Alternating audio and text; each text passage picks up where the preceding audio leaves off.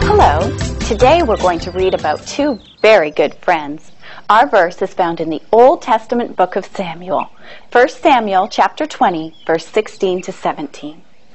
So Jonathan made a solemn pact with David, saying, "May the Lord destroy all your enemies." And Jonathan made David reaffirm his vow of friendship again, for Jonathan loved David as he loved himself. Well, David and Jonathan. David was a shepherd boy, and he spent his days in the country taking care of his father's sheep. Now Jonathan, he was the son of a king, King Saul. One day, David the shepherd boy did a remarkable thing.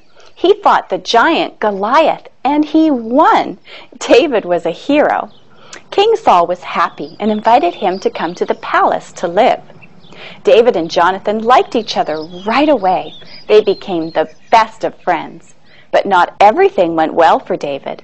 Soon King Saul became jealous. He was jealous of how much the people of Israel loved David. He became so jealous that he decided to kill David. Now David was afraid, and Jonathan, his friend, could not believe that his own father would want to kill his best friend. The boys talked and they came up with a plan. David would go out and hide in the field behind some rocks. Jonathan would listen in the palace and see if his father really did want to kill him. This would be dangerous for Jonathan, but he loved his friend and wanted to help him. Jonathan would then go out into the field with a servant and shoot arrows out towards the rocks. If Jonathan told the servant, "The arrows are on this side," then David would know that King Saul wasn't angry anymore. If he shouted, "Go further, the arrows are still ahead of you," then David would know that the king still wanted to kill him. Well, the day arrived, and David waited behind the rocks. David heard the arrow, and then Jonathan's voice calling, "Go further, the arrows are still ahead of you." King Saul still wanted to kill him. David and Jonathan cried that day and said their goodbyes.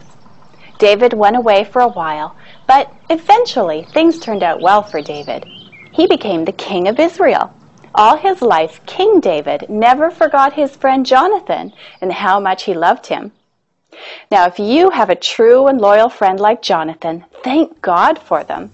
Tell your friend how thankful you are for them and make today a wonderful new day, a new day with Jesus.